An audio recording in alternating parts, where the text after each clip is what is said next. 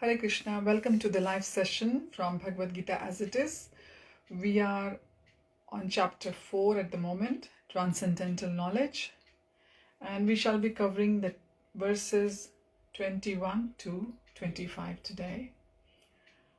Om Namo Bhagavate Vasudevaya, Om Namo Bhagavate Vasudevaya, Om Namo Bhagavate Vasudevaya. Ukam Karoti Vachalam Pangum Langaite Kirim. Kripatamam Vande Shri Guru Deenataninam Paramananda Madhavam Shri Chaitanya Ishwaram Ariyam Tatsat. Verse 21. Nirashiryat Chittatma Tyaktat Swarva Parigraha Shariram Kevalam Karma Kurvanna Proniti Kilbisham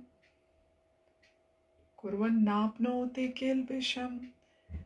Translation by His Divine Grace, Srila Prabhupada, such a man of understanding acts with mind and intelligence perfectly controlled, gives up all his sense of proprietorship over his possessions, and acts only for the bare necessities of life. Thus working, he is not affected by sinful reactions. Yadrichālābha santushto dvandvātīto vimatsarah samah siddhava siddhau cha kritvapi nadibadhyate. He who is satisfied with gain which comes of its own accord, who is free from duality and does not envy, who is steady in both success and failure, is never entangled, although performing actions. Gata sangasya muktasya jnana vasthita chetasaha yagya charatah karma samagram praviliyate. Translation: the work of a man who is unattached to the modes of material nature and who is fully satisfied in transcendental knowledge merges entirely into transcendence. Verse 24. Brahmarapanam Brahma Havir Brahmanagno Brahmanahutam Brahmaiva tena gantavyam Brahma karma samadhina. A person who is fully absorbed in Krishna consciousness is sure to attain the spiritual kingdom because of his full contribution to spiritual activities in which the consummation is absolute and that which is offered is of the same spiritual nature. Verse 25. Daivameva pare yagyam yoginah paryupasate brahmagnava pare yagyam yagyenaiva pajuhyati. Translation: some yogis perfectly worship the demigods by offering different sacrifices to them, and some offer sacrifices in the fire of the Supreme Brahman. So, like I've said from the beginning, that it's best if you have your copy of Bhagavad Gita as it is by you when you're sitting for this session or joining me for this session. It is nice for you to be able to look at the shlokas yourself and go through the purpose later on if you have something to go over it again. And let's begin today's our spiritual session or spiritual discussion. So in verse 21, Krishna is still continuing with Arjun, the theme which was going on yesterday, telling Arjun that he has to do the karma in such a way that there's no reactions attached to it, that he has not to go through some kind of atonement or some kind of further difficulties in his life, whether it's this life or is the life beyond or the next life, as we say. And Krishna is trying to clear up the doubts of Arjun and like we finished yesterday talking about the karmic balance, Krishna is making sure that Arjun doesn't keep on accumulating more and more karmic reactions, which will be a sort of a spiritual account on the debit side. So we all want credit. Even in the material account, credit is nice, because you can have a anxiety-free life then. And if your account is on the debit side, you don't feel happy. Similarly, the spiritual bank balance is on a same kind of situation. If the spiritual account is on the credit side, that means you have led a good life, you have done everything according to the injunctions given in the Shastras. But if your debit account is accumulated over time, that means that you have unfortunately accrued the bad karmas onto your side. And this is something which time is Bhagwan, doesn't forgives us. This is somewhere we have to somehow balance the books, and we shouldn't think that by doing bad karmas we will be able to negate them with our good karmas. It doesn't goes like this in the spiritual world as well. We have to suffer the reactions, suffer the consequences of the bad karma, and if it's good, then there's nothing to worry about. But like Krishna has told us previously as well, that don't become attached to the good karma either. Don't just think of getting good credits, because ultimately our aim is to step onto the devotional service ladder and slowly climb the rungs of this ladder and try to better our bhakti and please Krishna ultimately. So in verse 21, Krishna says to Arjun that you have to give up all the sense of proprietorship, that you are the owner of everything in this life, and you should just act just for what is necessary for you to live, for you to carry on in this life, so that you won't be bound by any sinful reaction. Now, we shouldn't think like that Krishna is telling us that we are not supposed to do anything more than we require to fill our tummies and just have a roof on our head. We can use the surplus profits in our life in the help of in helping Srila Prabhupada's mission, in helping the Krishna consciousness, and in helping so many other causes which are for the cause of Krishna consciousness and its betterment.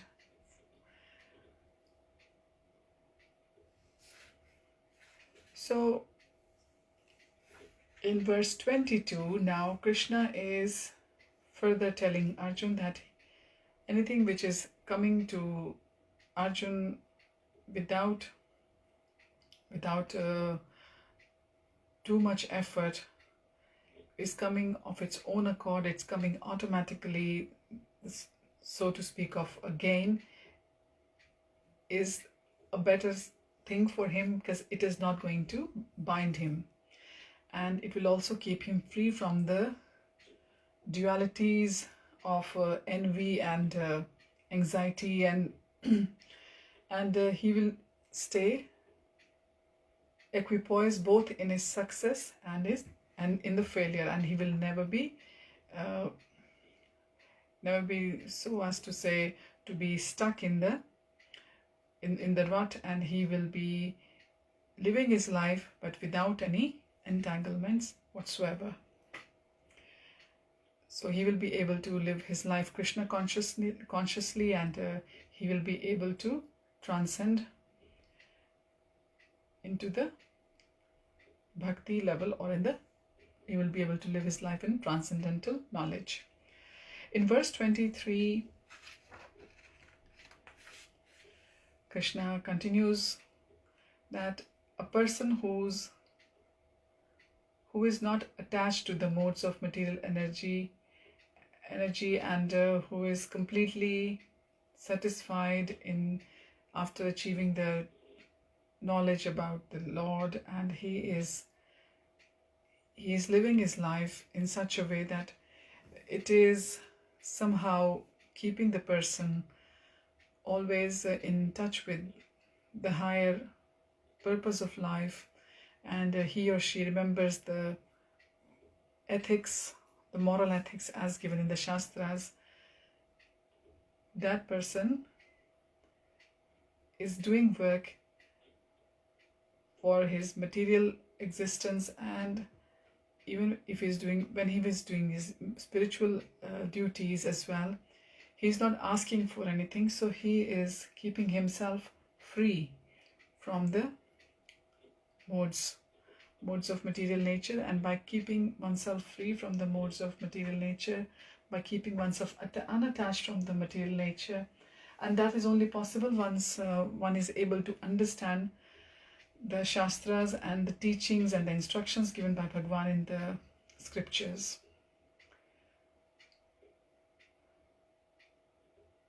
So such a person's work, Prabhupada says, is not going to be making a person go again and again doing the rounds of the samsaras, but Prabhupada says in the purport that the resultant reactions to all such work certainly merge into transcendence, and one does not suffer material effects. Which sounds very simple in the beginning when you're reading the Shastras, but slowly when one comes to the understanding, the deep meaning of these words of Prabhupada in the purports, you understand it has got a much, much deeper effect on our lives, because whatever we are doing in this life is going to have a knock-on effect on our next life, and sometimes we might be getting some reactions even in this life. So in verse 24, Arjuna is further being instructed by Krishna that a person who is completely absorbed in the Krishna consciousness, he or she will definitely, Krishna is giving the promise that that person is going to be coming to his abode, is going to be attaining the spiritual kingdom of God, because he or she will have contributed to the spiritual activities, which we can say in today's Sankirtan movement, which is described by Chaitanya Mahaprabhu for us, will be in the association, in the form of association, then in the form of books, by reading the Shastras, simplified for us by Srila Prabhupada, and it has to be even up to 15 minutes a day is enough for you to do that. And then third one is chanting, because Lord is residing in his name itself in this yuga. And then of course the fourth one is to have the sattvic diet as told to us all by Srila Prabhupada, which is one of our regulations as well. So if one is able to contribute to all the spiritual activities, and this is only going to happen when you are going to follow all the four ABCDs, as many of our advanced devotees, they tell us on the YouTube that these four ABCDs are must for us to keep us going in our spiritual in the journey of spiritual quest, which is Krishna consciousness. And then in turn, all these activities will be for the absolute, and they will be of the spiritual nature. So a person will be on a transcendental platform, or a person's activities will be considered as the sacrifices done for Lord Vishnu, and they won't be considered as activities done by a person for his or her own personal or selfish gain.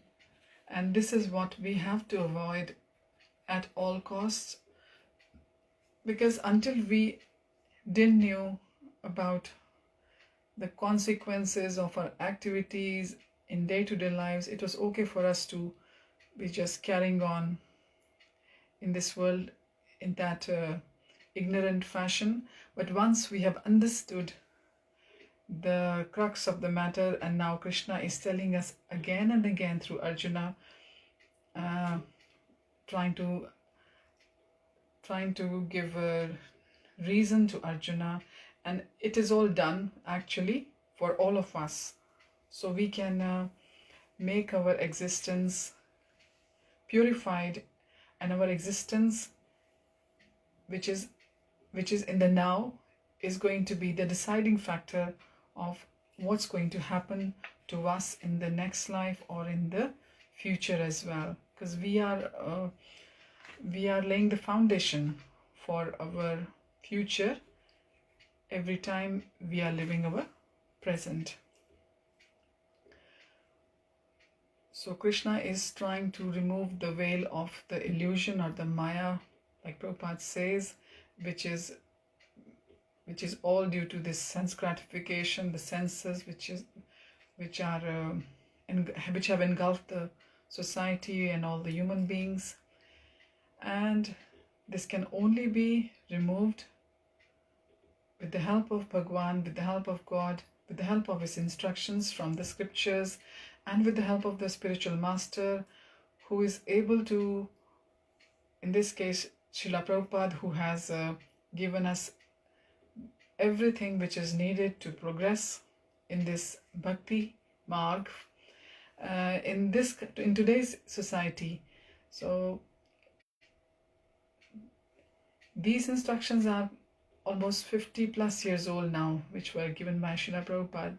But nowadays we have some advanced devotees who are trying to simplify and try to simplify the explanations, because Srila Prabhupada wanted us to repeat his instructions, his purports, and bring them in line with the need of the hour and explain them according to the need of the society.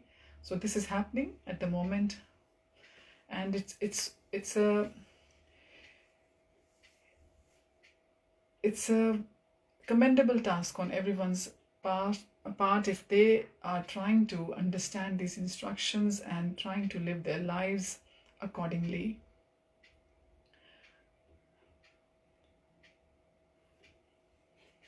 And in verse 25, Krishna says that some yogis, they will worship the demigods by offering different kinds of sacrifices to them. They will try to do their worship perfect just for the demigods.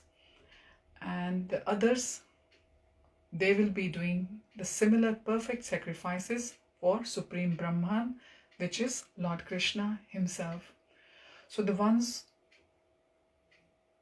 who will be doing the sacrifices for demigods will be getting quick results, will be getting quick consequences, which will be in their favor, because demigods, as generally it is said, they give the results quickly. They are powerful, but they are again appointed by Krishna, as Prabhupada tells us from the beginning, and they are part of Krishna, and they will give us everything if we try to do some devotional service to the demigods. But at the end, we have to understand that the source is Krishna, and we have to do the bhakti. We have to water the roots, and by watering the roots, by making the Lord happy, all the administrators appointed by the Lord, which are the demigods, they will also be happy, and there won't be any scarcity of anything in the material life for us. So this is why Krishna has told in this verse that by offering sacrifices in the fire of the Supreme Brahman,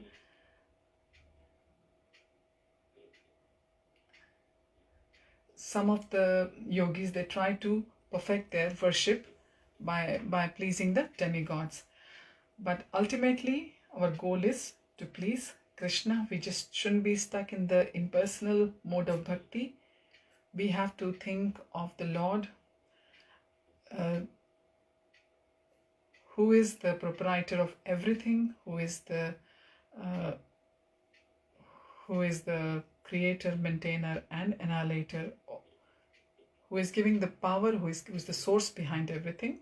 So we have to please him, and by pleasing Krishna, everything will be perfect and everything will be sacrificed for Lord. So if somebody is able to please Lord by their sacrifices, Prabhupada says that person is the first class yogi, and that person will not lose his individual existence. Because if we are just going up to the light or the Brahman nature of Lord, then we'll be just getting lost in the Brahma Jyoti, so as to say. But we, after coming to Krishna consciousness, we have to rise above the impersonal situation, and we have to understand that Lord is the person, and we have to serve him, and we shouldn't be just happy by just getting one with the Brahma Jyoti only, because now we have understood Krishna is the person, so we have to serve him, because if we serve him, then everything will be perfect, and results might be a little slower, as they say. In the case of demigods, the results might be a little bit faster, but the results by serving Krishna are going to be permanent, in the way that we are not going to lose our existence. Our soul is going to be progressing towards Krishna, towards the ultimate goal in this way. So we have to stop our discussion now, and we shall continue from verse 26 tomorrow. I hope I've been able to make some kind of sense to all of you, and please think more of Krishna and Srimati Radharani, because 2 more days left of this Purushottam month, and do whatever you can in your devotional service towards the Lord, because like it's been told again and again, the benefits are 1,000 times more than the Kartik month. So let us make some good devotional practices in this last few days of this Purushottam month, and I will try to be back again tomorrow. So let's chant and be happy and do some reading from the scriptures, even if it's 15 minutes a day, and offer your bhoga, whatever you're going to have to eat, offer it to Bhagwan with the tulsi patra. And it's a very simple process. Once you get into the hang of it, it becomes a habit, and God is satisfied with our small acts. Thank you for joining, and we shall continue tomorrow. Hare Krishna.